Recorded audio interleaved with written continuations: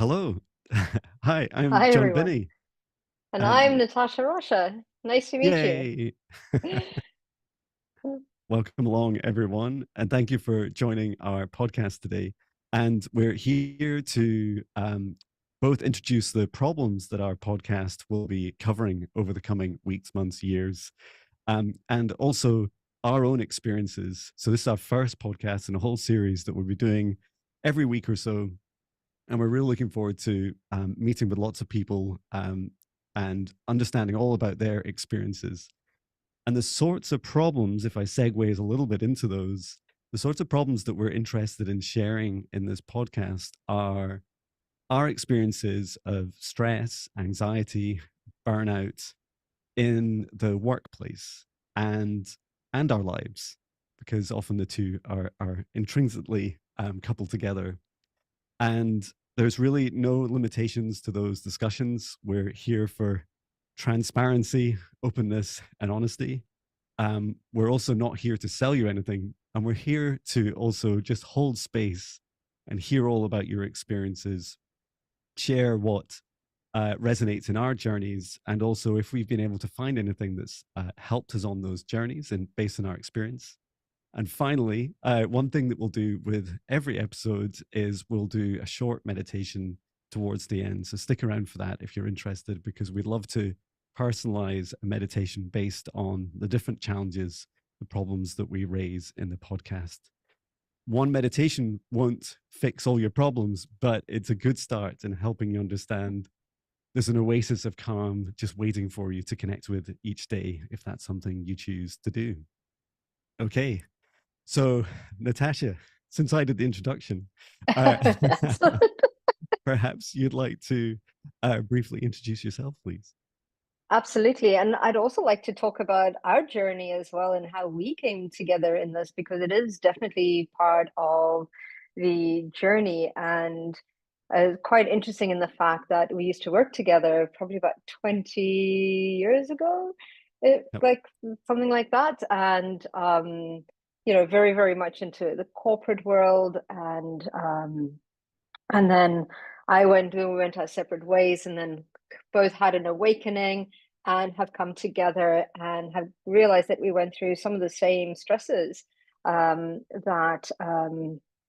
the same stresses, and would come out on the other side quite similarly. And yeah, having that conversation a couple of weeks ago in the sense of going, hey, we really need to help people that have gone through the same, you know, journey as we have in order to support them, because it's so scary to come. Sometimes it can be scary coming out on the other side of it, doing that jump, that leap. So yes, my name is Natasha Rocha.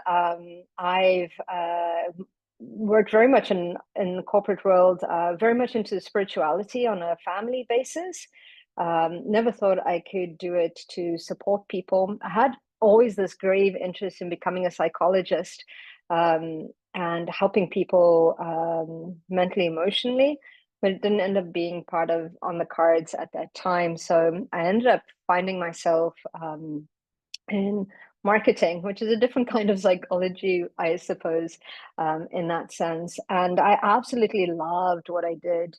And yeah, being from South Africa, there's kind of like a bit of a different mindset in the sense that we push through everything and we thrive on stress, and I still thrive on stress, but I kind of like in this more of a positive stress nowadays. But yeah, absolutely 100% dedicated myself to what I was doing, 100%, and then started finding out that as life went on, the pressures of work came on, and then that started getting a little bit stressful. And then at that stage, we decided to expand our family, and children started coming into the picture, which is absolutely wonderful. And I found, as a new mom, but also wanting to pursue a very much a corporate career and achieve in those, there started to be a lot of those stresses that started to come in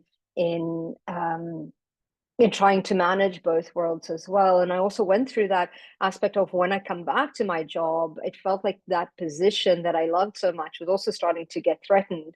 Um, So yeah, that kind of like shifted things, and that was quite stressful. And then I think as humans, we're just pushed to like just push through this week, or we'll just push through this month, or we'll just, it's just this year. We're going to make those changes. And then all of a sudden, my body started to kind of like go, excuse me, hello, slow down, take a minute or two. So I did that in that job, changed jobs, um, and then decided to go live in Canada for a little bit. And I went from Edinburgh, Scotland to Canada, and it was quite stressful in the sense of kind of like adjusting to different culture, different place, different area, different industries as well, especially where I landed. It was very much oil and gas focused as opposed from technical, but I mean, product to product, I mean, marketing is what it is. So there was kind of like those stresses of coming in. And then I found workplace bullying for a second time and never had experienced that before. And that really did take a toll on my life. And it got to a stage where I was starting to see a very physical outcome where I said to my husband at the time, it's like, something's got to give. And I need, like, my body just can't do this anymore. I mean, my gums were all kind of like, it hammered my gums. Like I ended up breaking my leg in 5 places. Wow. I had I'd moved to Canada and I was like, okay, I'm going to join some kind of sports thing because I love physical activity and always played sports. And I was like, I'm going to join a bottom of the league, mom and pops beer league. Not that I drink beer, and it's just going to be fun, right? And I realized how competitive I actually was because I think it was the second game of the season, and my team was pretty relaxed. We were there to just have fun. It was a bonus that we won quite a lot of the games and moved up the league. But I remember there was myself and another bats person coming in, and I was like, we were so close, and I'm like, I need to get this run in. And I was running from first to second, not knowing what the rules were, and the ball just came in, and my foot hit something, and I ended up breaking it in 5 places, and it was brutal. It was brutal, and at the time, things weren't going so well at work. Super, super stressed, and I was like, I can't be off work, so I ended up being taken off the pitch by an ambulance to the hospital. I was so embarrassed. Thank goodness there were a bunch of nurses on our team because I had a whole bunch of people like, I can help you, move through this. And I still remember thinking, my leg is no longer attached to my foot. I just don't know where it is, right? Anyway, I got to the hospital, and that we're so used to kind of like just push through the pain. And I was like, okay, just slap on a cast and off we go, 6 weeks, whatever. And they were like, no, you need to slow down. And I was like, what are you talking about? Just put the cast on. I need to go. I'm working tomorrow. Just like place it in there. And they were like, no, we're keeping you overnight and you need surgery. And I was like, what are you talking about? And they're like, nope, you're going to be off for 6 months. And I was like, what? And it Wow. was a full kind of like, slow down, take care, like stop kind of a thing. And then it was dealing with the mental aspect of that. I'm not going to work. What's going to happen? You know, that it's still learning to walk again, the irony, learning to slow down and walk again. And we just try and rush through that, right? Because there's that need to get out there, need to get out there. And then eventually it threw me into really starting to take care of myself, physically, mentally, and emotionally. And then it took me more into the kind of like, Reiki master, craniosacral therapy, working within the Akashic records, reactivating that. And somebody said to me, you need to do this to help people. And I said, no, like, how can I do that? Like, no, this is scary. What are all my corporate people going to think? Holy, like, who is this woo-woo Natasha over there? Kind of a thing. And then I started noticing that I did the healing, and I think that's important. Really looked within to see, and still do, because it's an ongoing thing. And then started supporting others and empowering others to step into their passion, their purpose, and to do their healing.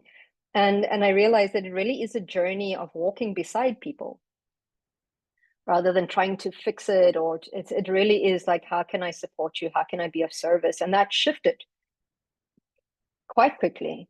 Although there was a lot of resistance because it's what I knew. The scary part is doing the big jump into the unknown and the worry of the judgment of what will people think, Yeah. right? Yeah. How about you, John? Wow. Yeah. And I just want to hold space like you.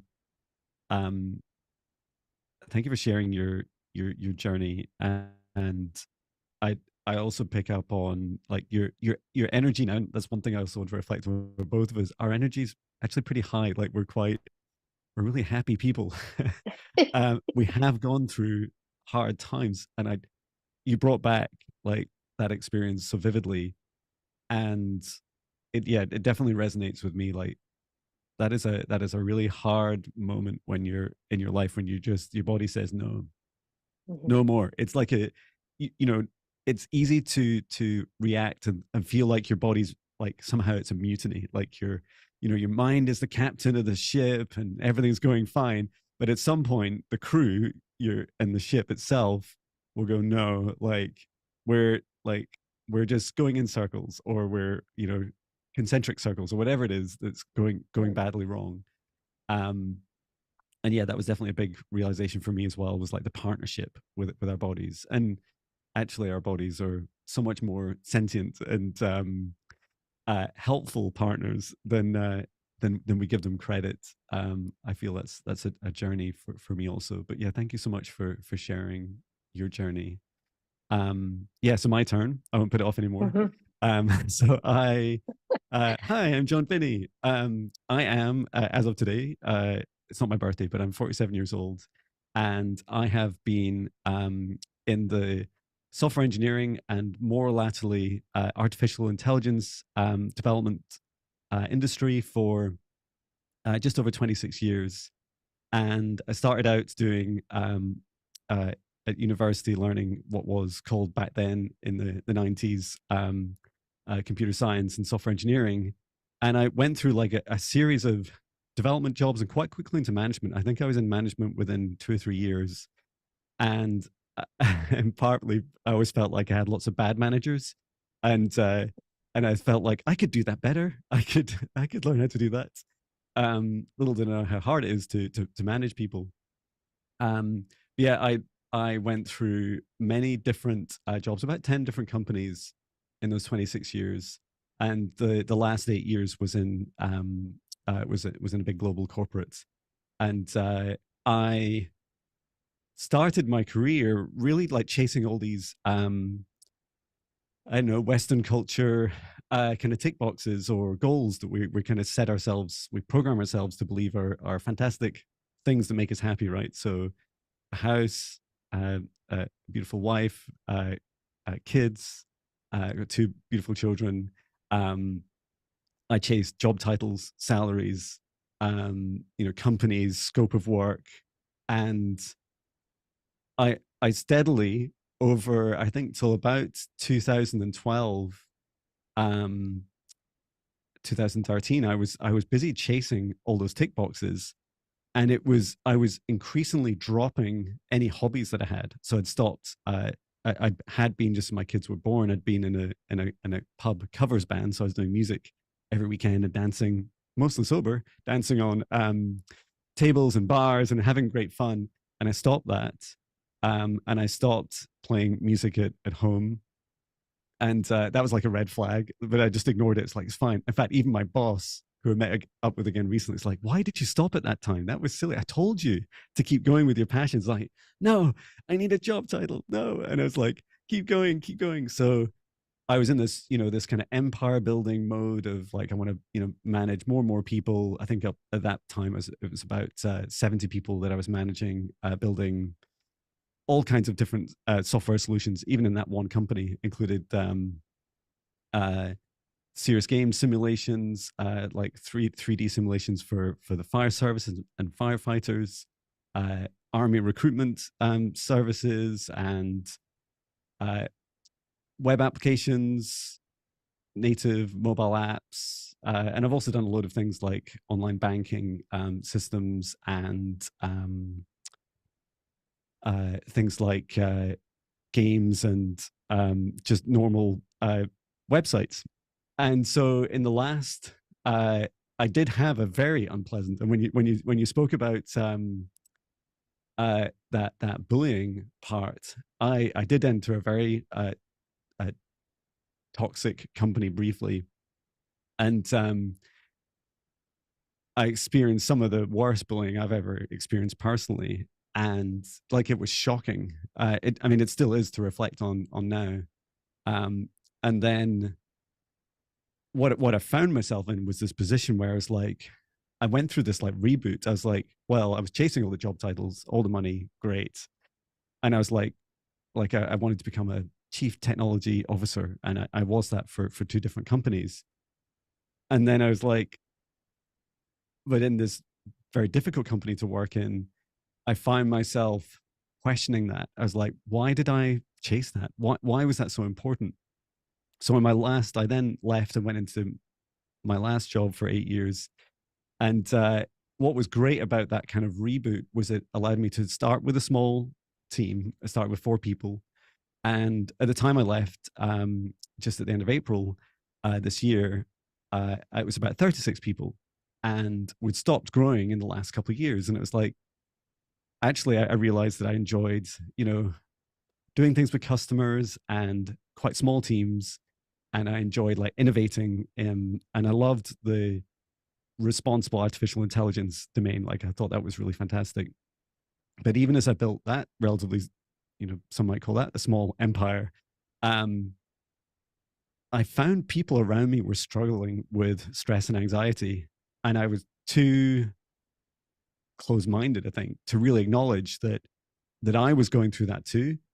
And more Mhm. scarily, that I was very good at it. Like I was very good, very high tolerance for stress and anxiety. And that did not make me a sympathetic, empathetic manager. And I'd often be like, nice. And I believe I never lost my humanity. But at the same time, like it's almost as bad, right? When you're that manager that's like, it's okay. I understand that it's difficult for you. Is there any way you can do it for tomorrow? It's like, it doesn't matter how Yeah. you polish that poo. It's like, it's still a poo and you still need to address that. And some of those people left and they were managers managing the teams that I built. And I quickly found myself just over 2 years ago in like just dangerously close to burnout. And Mhm. I, I was in situations where just firefighting every day to get through the day. End of the day, I would, go straight to bed as early as I could, just so I could like survive the next day. And then the weekends, really, all I would do is um, sleep in as long as I could on in the mornings, go and do something for a few hours during the day with the family. But even then, it's like 2 or 3 hours, and then the rest of the time, all I could do is like sit in a sofa or Mm. just, not be working, because my body was like, we can't do any of these things. It includes fun things, right? Like Mhm. I would have loved to spend more time with my family back then. And all of this latterly, I'd gone, was running in parallel with my awakening. And my awakening was in 2017 when I started meditating each day. And that, if, if anything, like, and I think this is something that Natasha and I are very passionate about, is that if anything, it enabled me when meditating every day to take on even more stress and more anxiety, because I was able to say to my body for 10 minutes each day, there, John, it's okay. We're going to be okay. Look, 10 minutes, we can do it. We're in this together. We can do it. And yeah, eventually I just said to my wife, I was like, see, like your conversation, Natasha, I was like, I've got to stop. Something's got to give. Mhm. And at that time, 2 years ago, I applied to go part time, which was as a senior manager in a global corporate. Is like really rare. I only knew of one other, and but they inspired me, and I was like, so I went down to 3 days a week, much to the unhappiness of many because it was quite an exception. Um, but it made a world of difference, and suddenly all these things that I was doing, like meditations for people, I'd been doing by then. I'd already been doing for a couple of years, like quantum energy healing for people. And instead of me turning up to these healing modalities, Mhm. stressed and highly strung, I was increasingly like a bit more of a roller coaster. So I'd have 4 days off where it's like, it's nice and calm and everything's good. And then I'd go ramp right back up to that highly caffeinated, highly pressurized. stressful work environment for 3 days, often working 30, 40 hours in 3 days, and then calm and again. And I remember each time this went on for, especially in the first year, my body was like, I don't know what you're doing, John. It's like, what? It's like the ship is like calm waters, and it's like, oh, it's like everything's on fire for 3 days, like calm, and um, and so in the second year of that, I did start to think more seriously. Okay, like how can I ultimately leave, but also make a difference in this world. And I qualified as a mindfulness teacher and started meditating, running meditations each week for the people in the Edinburgh office in Scotland. And that expanded out a bit to around some of the European offices, and and that helped me see and become very even more passionate, and even give me even more conviction to feel like there's big problems beyond just John and his decision to go part-time for 2 years and then eventually leave and start his own business. It's it's much more than that. Like, so many of us are struggling with this, and it's not that it's just bad for our health. It it is it is deadly serious. And I use that word intentionally, and I'm very sad to lost a team member. Mm.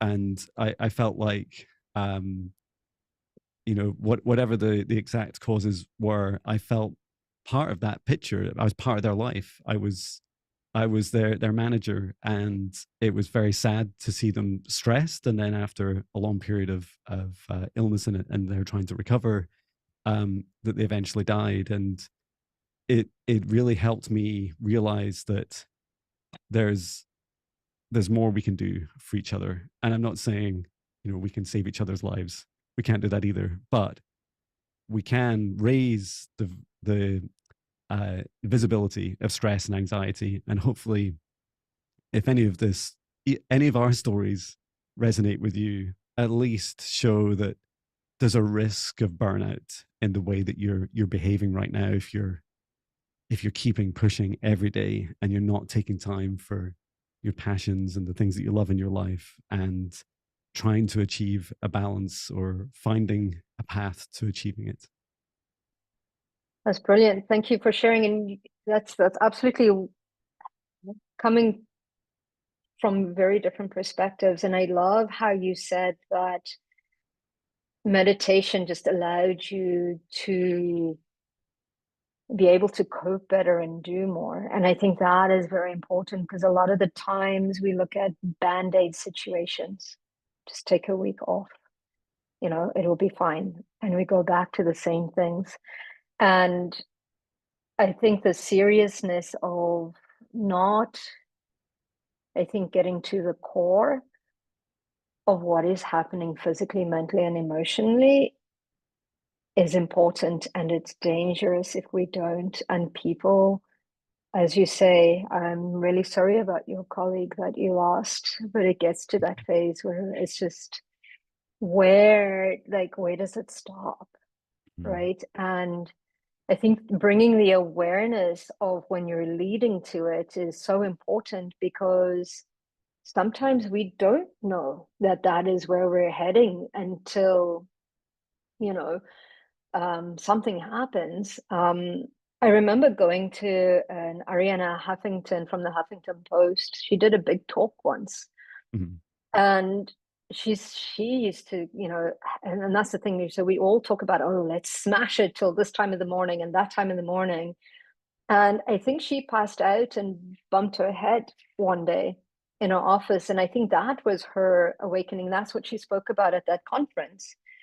And her important thing is sleep. She Mm. actually says, sleep your way to the top, because that is that restful period, kind of a thing. So you need Yeah. that time of rest. And I think that's what she realized, there it's unbalanced, Mhm. and you don't know until something happens. And with looking at more of the mental, emotional, energetic aspect of it, the last protocol is the body.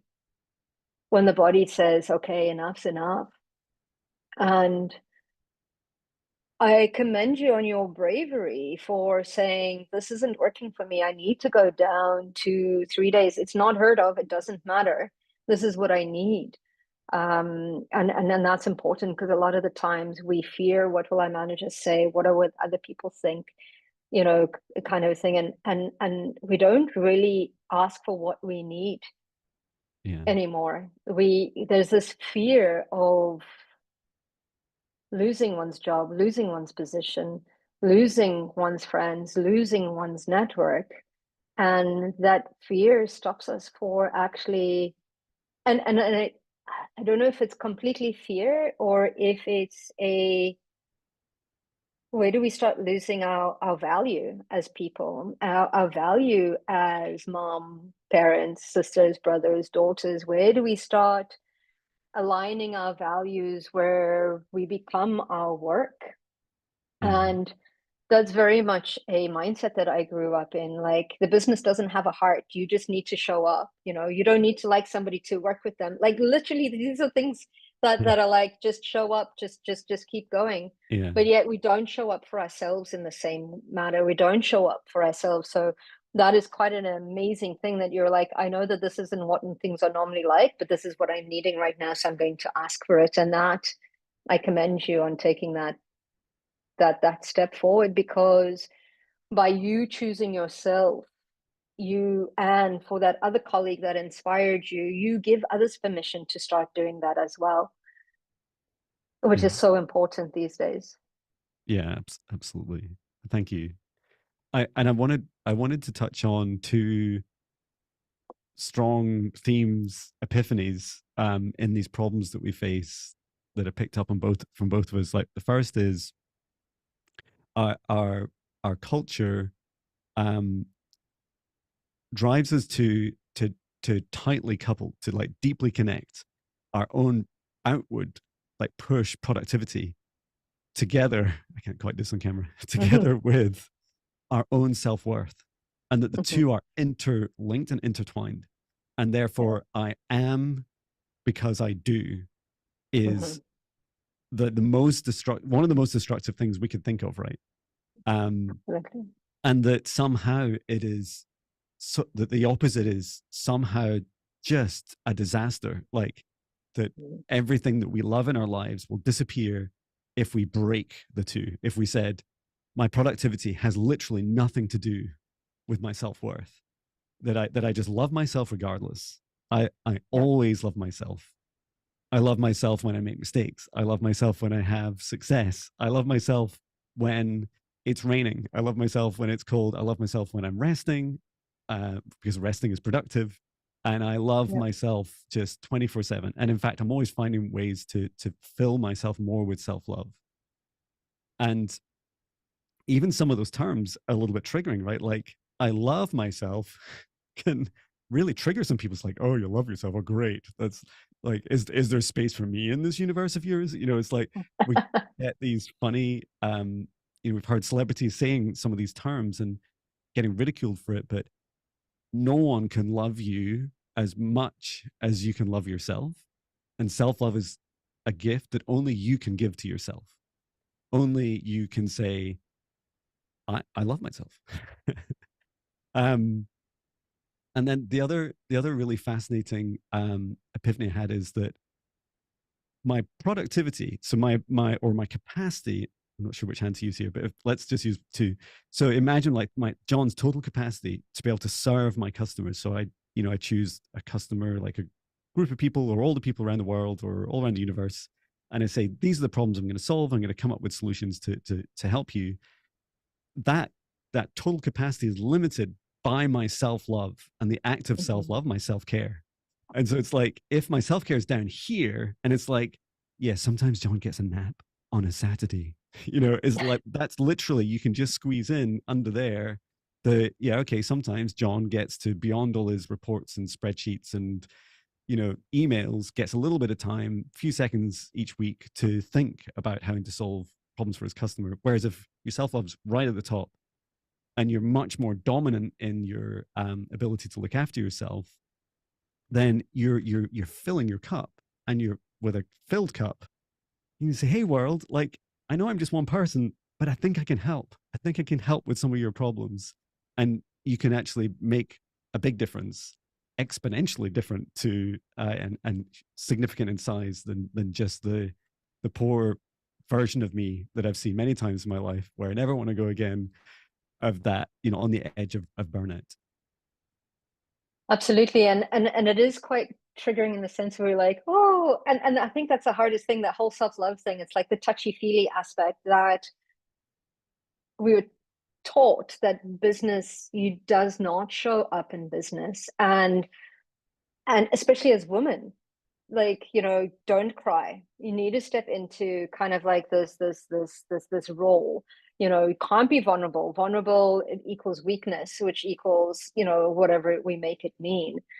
And that self-love aspect is not only, and the aspect of, okay, I love myself, therefore I will, but it shows up in what we eat, the people we hang out with, the time, like you said, the sleep aspect of it. Mm-hmm. It shows us, like, where am I loving? What am I putting into my body? Is it, soul food or junk food? Like, what am I putting into my mind? What am I, surrounding my environment in that aspect? I didn't realize that it went quite that far. And I love that you said that it's like an aspect of self-love is self-care. And self-care for one person might be very different to somebody else as well. And I think these are undervalued in corporate, absolutely undervalued in the sense because there's not seen any benefit, because like you say, what is the action reaction? Because like they're not physically tangibly seeing it, but we're also not giving it an opportunity. Because as you say, if you're giving from a place of overflow, you're giving quality. It's like trying to run a car on empty. It's not going to go very far, and you're going to have to keep fueling out as much as you Get out and can push. all the time. It's like they get out, or sometimes get out and push, or sometimes you're just stuck with a bloody flat tire and you have to sit for somebody to come and help you. But it's that aspect of continuing in it, and it's not about the cup being half full or half empty. The cup is refillable. It's continuing to refill that cup and give from overflow, because we become more, and it was the strangest concept that I had, is needing to slow down in order to speed up. We actually do become more productive when we're at a calmer nervous system, because instead of battling through trying to find something for 6 hours that we can't figure out because our nervous system is all like, oh my God, I need to get this report. I don't have time to do this. I don't have time to, as a pace of, okay, let's tackle this. You're in a very different mind frame, which ends up, you become more productive in a less amount of time because your brain is functioning better. Your heart is functioning better. You're breathing through it. You're giving from overflow. You're in the space of creativity when we're in that. And problem solving is an aspect of creative. I think people also think, oh, and what I've come up with is like, oh no, I paint, I don't paint, I don't dance, I don't, no, creativity is solving problems Yeah. as well. So when we're giving from that place of overflow, we're actually more productive. And we're affecting the people around us. It's like you say, a smile can affect up to 250 people, Wow. within a day, because you smile and somebody, yeah, absolutely. It changes 2 or 3 people who Yeah. then change the people that they interact with. You change somebody's day, that love, that compassion, that what you're putting out there. And it's the same thing as if you're in a bad mood or you're something, what are we projecting out there? We don't actually realize the amount of people we affect in stepping into, and it's important to be authentically ourselves. And when we are triggered, it's important to work through that trigger. We get taught to like suppress it. We'll deal with it later. I can't deal with it now. This is Yeah. stressful. I'll deal Yeah. with it later. And then it shows up It physically. just, yeah, it just stacks up. And I Yes, want yes. to, before we go into meditation, I'd love to Mm-hmm. pick up on that theme of receiving, because it feels like one of, between that and self-love, is one of the hardest like things that need to change in this world. Mm-hmm. And I was reflecting the other day, it's like thinking back over my software engineering career.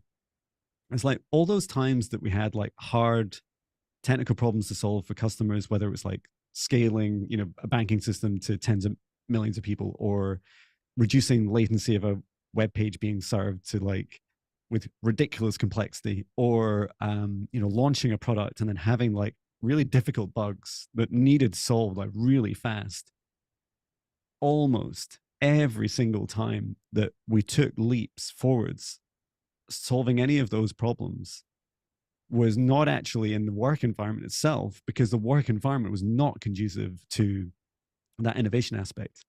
And most commonly, a developer or I would come in the morning and go, in my morning run, right? Get this, guys. What about we just do this and this instead of this? And they're like, and they were laughing. It's like, oh, we don't need to know about your run. No, you run every day. Oh, great. Oh, that's lovely. And then we're like, no. Like, I, I think this is a great idea. And it came to me, and others would say, Mhm. oh, I was in the shower. I was Yeah. walking my dog. I was chatting with my partner when I said this out loud. And they're Mhm. like, and they suggested, and then that led me to think this.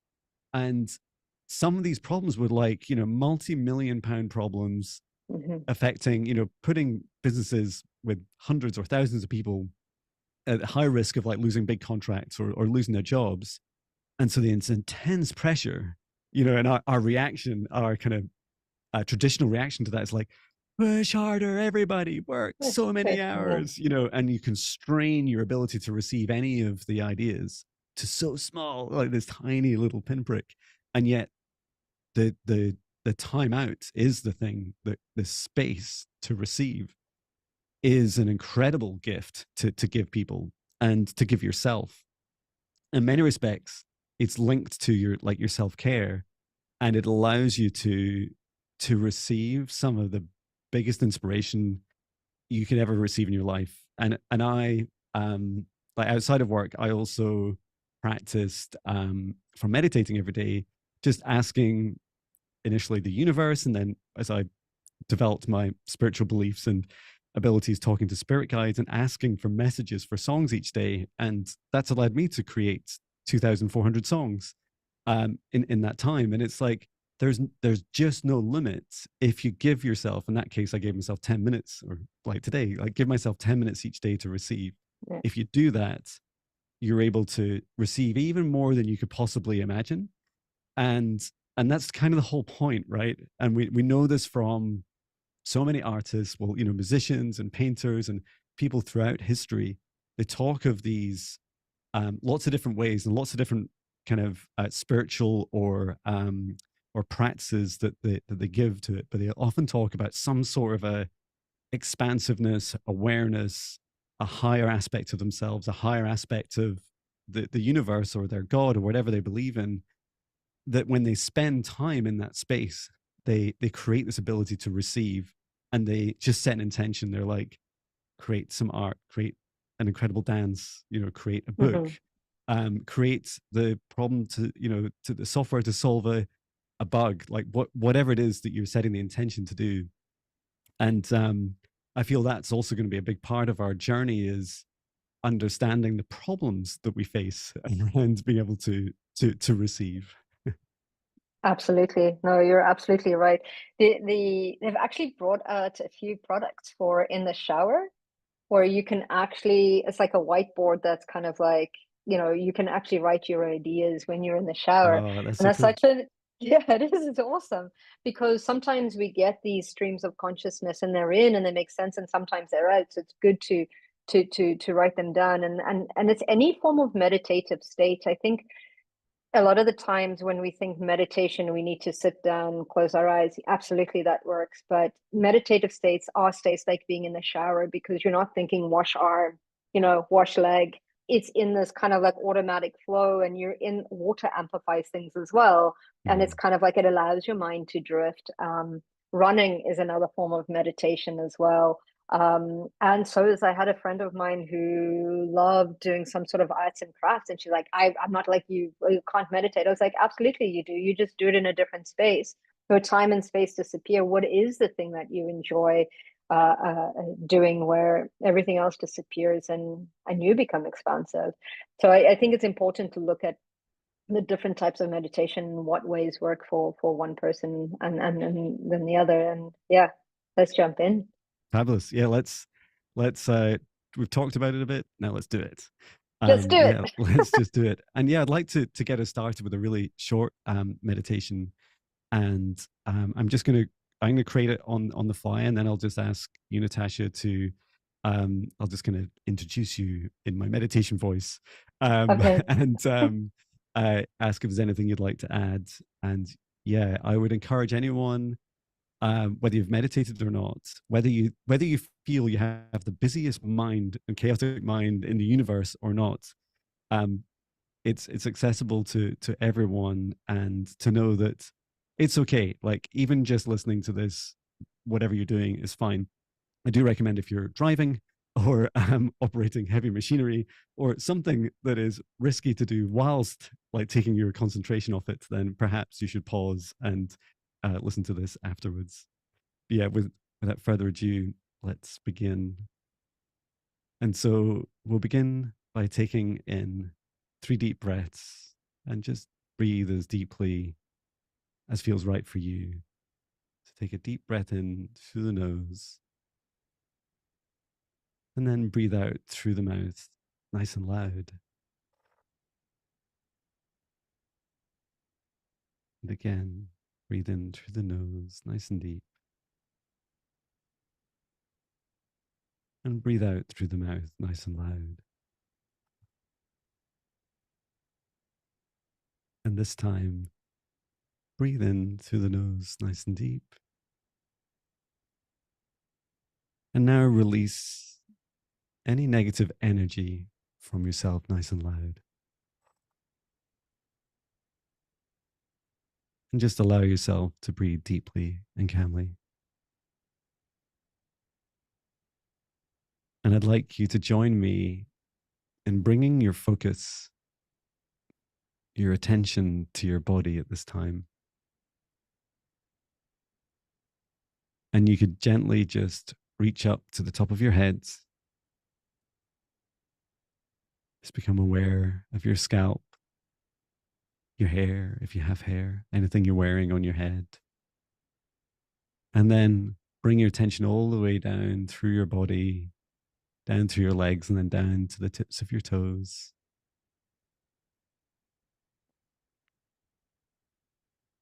And each time we visit parts of our body, just ask your body, how are you doing at this time? How do your toes feel at this time?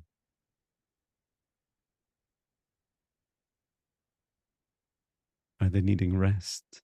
Are they needing movement? Are they feeling sore or nice and relaxed? And then bring your attention all the way back up to your chest and out across your arms, out to each of your fingertips. And again, just ask your body, how are my fingertips at this time?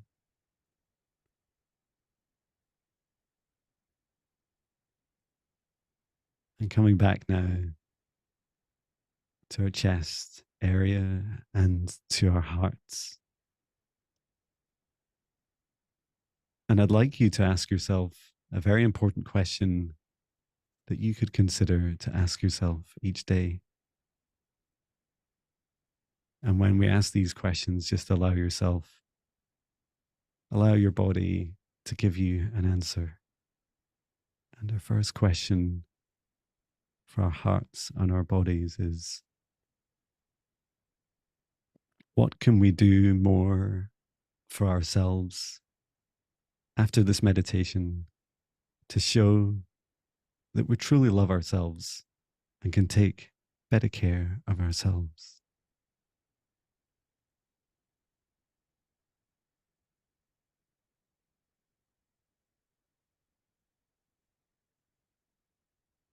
And then one more question. What is it I can do in my life each day to show myself that I love myself more and more each day?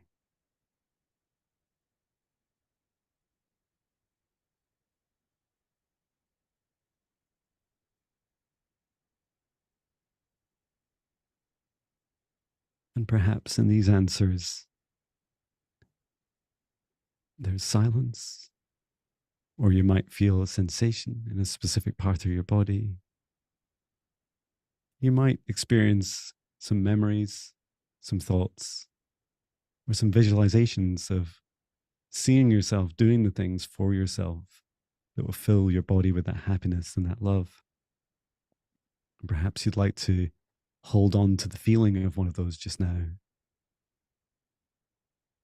For me, it's doing some of the things I would do when I was a child, filling my heart with such joy, just holding that feeling of joy when we truly love ourselves in our hearts for a moment, for as long as we choose to. And I'd like to ask now my dear friend Natasha what she would like to add at this time.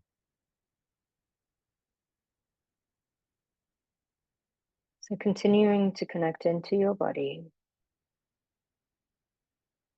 you could also ask yourself, what am I already doing to love myself?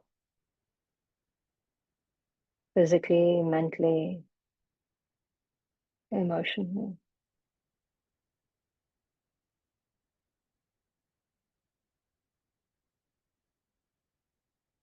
And sometimes we forget to reflect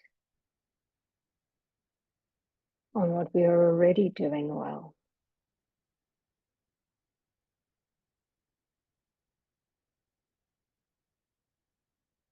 And ask yourself, if there was one thing that I could do today that would bring me joy, what would that be?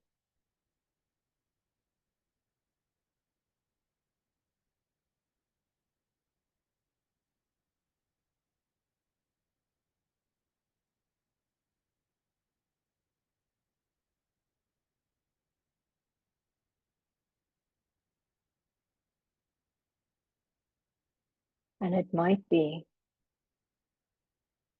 taking a quiet moment. It might be having a conversation that expands you. But know that you're the single most important person in your life, as you're the only one that will be with you for the rest of your life. And as you continue to love yourself, you continue to allow others to love themselves.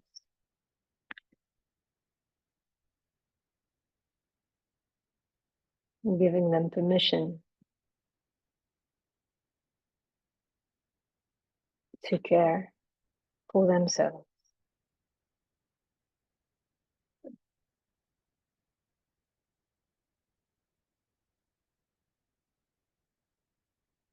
And knowing that if we want to change the world around us, it has to happen from within. So how can I love myself more?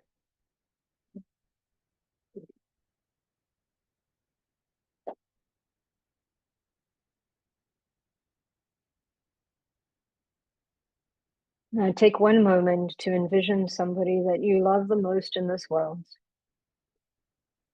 and allow them to stand in front of you. And from your heart, send them the amount of love that you feel for them.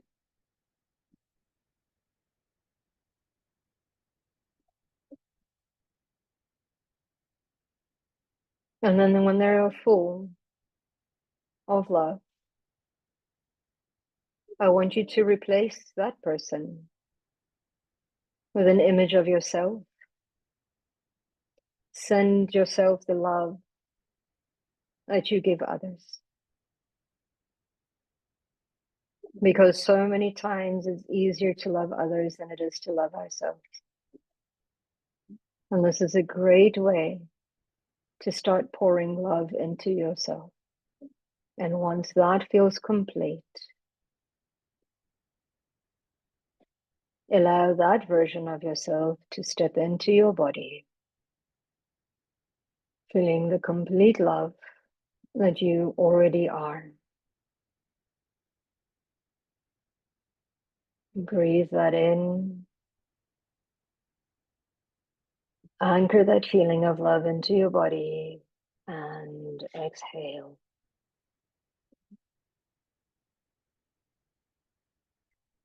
And when you are ready,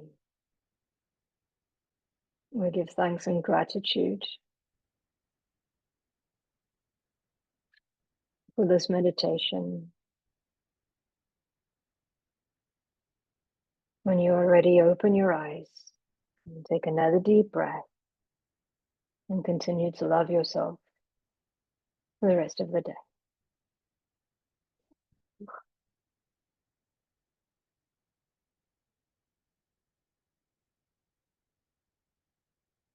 Wow. Thank you so much. Thank you, John. That's awesome. It was really beautiful. I definitely saw there was some room for extra self love in that version of John I saw in front of me. It's like, I think I'm pretty good. It's like, no, there's still No. space. Good news. There's about at least another 20%. And I was like, I can do this. And yeah, when I felt that version of me step in, I was like, look at the thing you're doing, John. You're doing like the podcast thing. And I'm like, oh, yeah, everything I do, I love myself for doing. Someone do that. Absolutely. Absolutely. Especially for the humanness. It's starting to love the humanness of who we are as well, which that aspect of self-love helps as well. And I find, yeah, it's there's always more love, never less, that we can give. Wow. For sure. Well, thank you. And thank you so much for everyone that's watched the episode, both now and in, I'm sure, many years to come. And please do like look after yourself and find those things that you can do in your life to demonstrate, because love is a doing word, right? So it's a feeling, Absolutely. but it comes from the doing. And so definitely, find out all those things that you can do, that you are doing already, and that you can continue to do to grow your self-love. And we look forward to next time we're together, we'll have a third person. So Absolutely.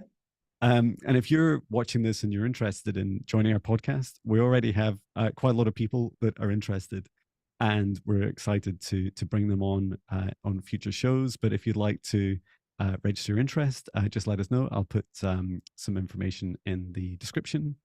And yeah, we're looking forward to sharing our problems and our experiences, and also more meditations through this podcast. So thank you so much, Natasha. It was amazing to get this started. Thank you. And I'm so excited. I'm so I'm excited. so excited to work with you as well and to be of service. I think that's amazing.